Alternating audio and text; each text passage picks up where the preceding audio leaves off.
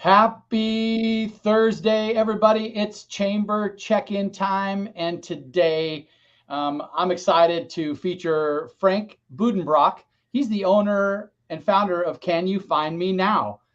Hi, Frank. Hey, Paul, how's it going? It's going well. I'm so excited to feature your business today.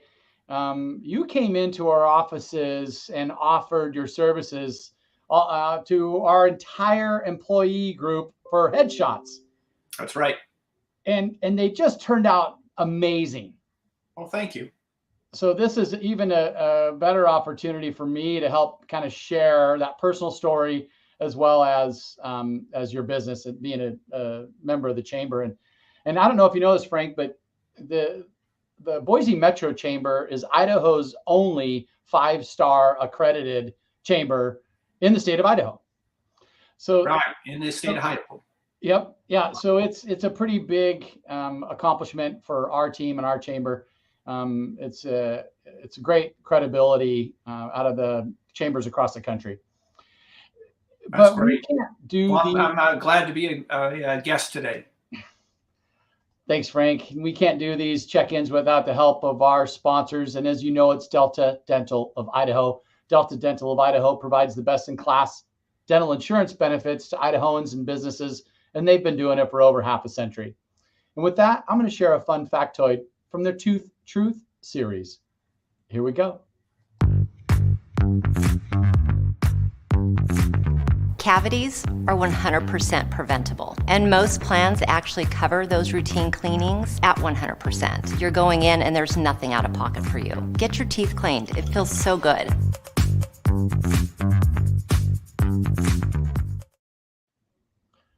Well, Frank, how long have you been in Idaho? Tell us your background story. What led you into this business? Let's get it started. All right. Well, I moved to Idaho in April 1st, actually, April Fool's Day. Moved from Los Angeles and moved here for a variety of reasons. One of them is my wife's about ready to retire, so we thought we'd try and find a place that's a little less expensive to live than Los Angeles. I also have family here, so we came and visited them a few years ago, really fell in love with the Boise area and thought, if we were going to decide to retire, this would be a place to do it. So that's one reason. And then, of course, my wife and I, we love weather. There's not a lot of seasons in Los Angeles, unfortunately. But we love the snow here. I know everybody says, yeah, you say that now, wait till end of January, But we love the snow, and we're like little kids when it starts snowing. My wife's out there taking pictures and playing with the dogs in the snow. So those are kind of the reasons that we moved to Idaho. And so far, it's been great. The people have been wonderful. Really, again, that's another reason we decided to move here. We love the personableness that we've experienced with people, and we love the well-mannered people. I mean, everybody's pleased, thank you, how can I help you? And we found that lacking in Los Angeles, unfortunately. So again, another good reason to move here. My background, I've been doing Can You Find Me Now for about 16 years now, 16 going on 17 years. Started out as an SEO, search engine optimization expert. And originally, when I started the company, it's kind of a long story, but I originally wanted to do, it won't make sense until I tell the whole story. But I originally started out, I wanted to do some four-wheeling. I love to explore. I have a wanderlust that won't quit. I have to nail one foot to the floor so I don't wander off. But I wanted to learn how to drive properly with a four-wheel drive vehicle. And I found, this was pre-internet, but I found a guy who was giving a class up in Northern California. And I decided I would rather learn to do it properly first, not make any mistakes, because I don't want to destroy my vehicle. I don't want to have to unlearn any bad habits. So I took this class and had a great time, just a fabulous time. He had mentioned that there's a Southern California Land Rover Club. Well, that sounds perfect for me. I had bought a Land Rover. So I came back to Southern California, joined the Southern California Land Rover Club, and 2 years later, I became the president of the club. And while I was president, it dawned on me that we should have some outside people, some third parties, come and teach some of our members off-road driving skills um, and survival skills as well. Especially down in Southern California, it's real easy to get 50 miles away from nowhere, have a catastrophic failure on your vehicle, and now what do you do?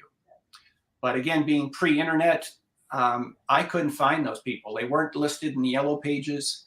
It was very difficult. And it dawned on me, there should be a website where you can just find experts in any field. Now, I was looking specifically for desert survival skills, but I thought, well, it should be for everything where you could find a person. So I decided to build that website, just like I'm a guy who becomes the president of a club after 2 years. I decided to build this website. It's called findanexpertonline.com. And right now it's dormant. I haven't really done anything with it for about the last 5 or 6 years. But back then, I built this website and I started getting members, experts in their fields, to subscribe. And when I would try to find them on the internet, I couldn't find my own website. And I thought, well, this isn't good. I'm charging people to be members on this website, but nobody can find this. And I discovered there was this thing called search engine optimization. And I thought, okay, I have to learn how to do that as well. So I read both books at Barnes & Noble on the subject. I read everything I could possibly find online. I took a class, like a Saturday class at UCLA, and another one at UCSB, University of California, Santa Barbara, and took all these techniques that I was learning, kind of made my own recipe from all these different bits and pieces that I had learned, applied it to my own website, and then sure enough, 5 months later, there I am on the first page. Oh, wow. And so I thought, this could be a good business. It's low overhead. I seem to have a knack for it. And so I started doing that. And my first client, I still actually work with her every once in a while. She's a PR firm in Beverly Hills. She was my very first client. And I got her onto the first page of Google in about 3 months, I guess. Wow. And normally now it takes anywhere from 6 to 9, 12 months. The world has changed. Obviously, a lot more competition. So it makes it a little tougher. But back then, people would say, gee, Frank, you're a genius at this. You know, you should make a business of this. So I thought I would do that. So I decided to come up with a name, right? You have to have a good, catchy name. And every iteration I could find of SEO and genius had been taken. -genius.com, genius at SEO.com, all those were gone.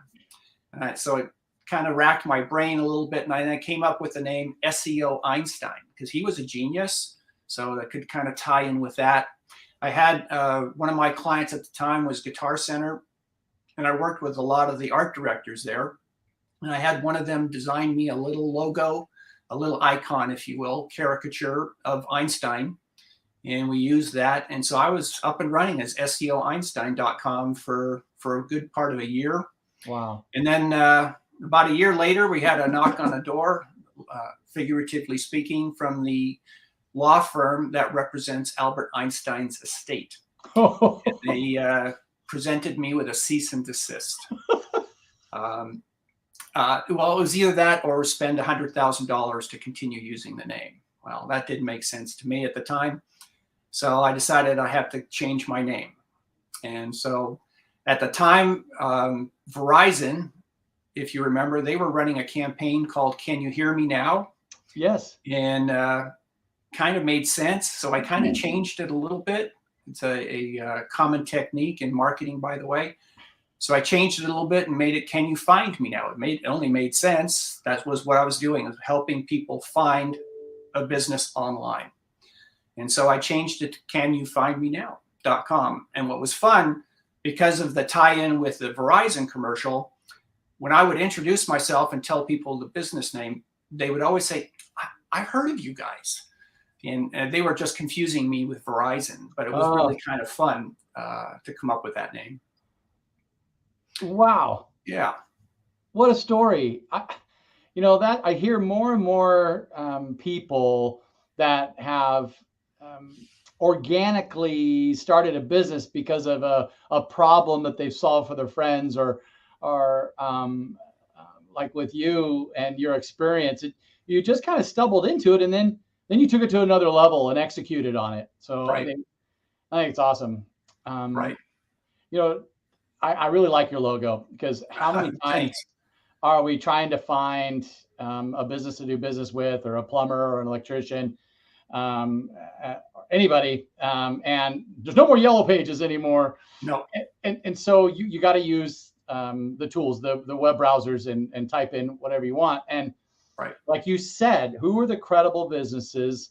And when I go and I click on a link or something, and it takes me down a rabbit hole of something else, and then I've lost track and spent 10 minutes not looking for what I was supposed to be looking for anyway. Right. So I really like the strategic logo, and I think it's awesome. But thanks. What's interesting, you mentioned that going down the rabbit hole. That's one of the things that I consult with my clients and try to direct them to have some kind of a email capture on their website, some way to capture their name and email address and hopefully phone number, so they can continue the conversation. Regardless of how that person got to your website, whether it be through Google Ads, which we manage for clients as well, there was an email campaign, telemarketing, maybe even just a radio or TV commercial.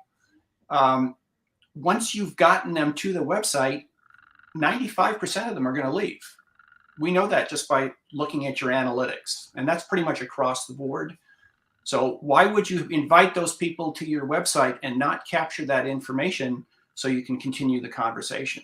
Because what happens is somebody will leave, and then they'll go, oh, you know what? I told my wife I was going to get new tires for the car. And then zoom, off they go. They're onto tires, right? And then while they're there on tires, they go, wow, that's kind of a nice looking Chevy truck. And now they're onto the Chevy website, and they're never going to come back to your own website. Right. So you've got to capture them while you're there. It's critical. So you're helping businesses with their search engine optimization. Tell us the other services that you've discovered have been helpful to your clients. Yeah, when we started out with the search engine optimization, what we found was we were able to drive a ton of traffic to a website, and then the visitor or the owner would tell us those visitors aren't converting. And then politely, we'd have to tell the customer, your website's just not up to snuff, right? And then we got involved with redesigning and upgrading people's websites. You know, a lot of them looked like they were made in 1995. Right. They were just awful. And again, didn't have that email capture that I just described. So after we would do that, now that's great. We've got them to the website. The website looks really nice. Now what? Well, now we have to produce content, right? So that it continues to rank well on the SEO. So we'd get involved with writing articles, writing blogs. And then we also got involved with designing that email capture form that I described, and then the subsequent email systems that we put in place to continue that conversation, to either bring the person back or continue to educate them on why they made the best choice coming to that particular website. So we got involved with that. Then as far as content is concerned, we also do photography and videography for clients.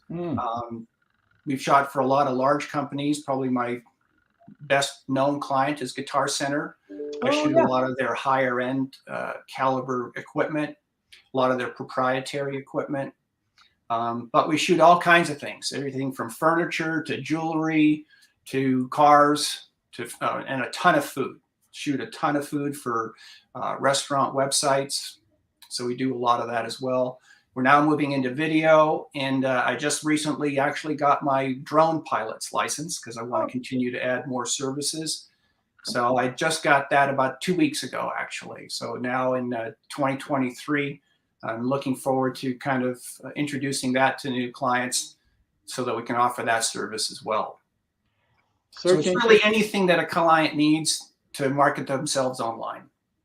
SEO, website design, content, photography, drone photography, and video content. Wow. Yeah. And then Google Ads and Facebook ads and Bing and LinkedIn, right? Google Ads, of course, being the number one. Most everybody Googles something, right? And so you want to be there when they make a search on Google. And the challenge with Google Ads, most people don't do it properly. And Google makes it real easy to waste your money. And it seems real easy. You just write some ads, put some keywords in, put up a bid amount, and then hopefully you'll drive traffic to your website. And yes, you can do that. But if you don't do it properly, you're wasting your money.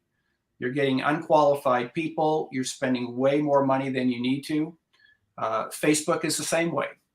In fact, believe it or not, there's about 20 to 30 keywords that we've found that are trigger keywords for Facebook. And if you have those in your ads, not only will Facebook possibly not display your ad, but if they do, they're going to charge you more than they normally would. And again, that's just through the experience of years of practice, instituting ads for clients, putting together ad campaigns, testing. I'm a huge believer in testing. We come up with what we think is a hypothesis on the way things should work, but then we test it to confirm that we're right. And if we're not, we'll change direction and try something else. But we're always looking to optimize all the time. I had a question, and this is fun because we're just telling stories and having a conversation. But I want to know, what's kind of the best SEO tool out there that you've discovered right now? Well, I use a whole suite of tools because not any one of them gives you the complete picture. And you have to kind of look or read between the lines really to understand what it is you're looking at. Probably one of my favorite tools is Yoast. That's a plugin that comes, plugin that would be used for a WordPress website. That's a fantastic tool on your website. Now, if you're going to do research, Neil Patel has his own tools called Uber Suggest. That's probably one of my favorite tools because it's he basically licenses Google's data. So if you're going to advertise or use anything online, Google is normally the 800-pound gorilla. So you want to please them and use data that is applicable to them. So that's a really good tool. Moz is another one. SEMrush is another tool that we use. Then on the Google ad side, there's a site called SpyFu. Some of these names are terrible, by the way, but SpyFu is one, spyfu.com. And that's a great tool. Really, really good tool. It'll show you the ads your competitors are running. It'll show you how much money they spend on their ad campaigns. It's a fantastic tool. It's kind of looking behind the door at what your competitors are doing. So I really like that tool as well. And then just Google's planning tool is not a bad one too. They have a keyword planner, and that's a great tool as well. So again, I kind of use 3 or 4 on a campaign, depending on what I'm trying to get across. And no one is the silver bullet, unfortunately. Well, I like that you're taking the time to investigate and research and find these solutions for your clients, because your clients are busy doing what they do with their businesses. And I think you found a really cool niche here. Well, not a niche. It's everyday's businesses have to have strong websites and be able to capture that those folks that are looking for your information. Absolutely. Yeah. No, it's critical. You know, I was asked to write a chapter for a college textbook on SEO. And again, it's critical, right? When people are looking. And again, it's important to be on the first page. It's not easy. It takes a fair amount of work to get you there. And especially with mobile devices, when you look at the analytics, you'll see that 98% of the people never get to page 2. Wow. Right? So if you're not on page 1, you might as well work for the CIA. You're invisible. Wow. I mean, it's just terrible. Yeah.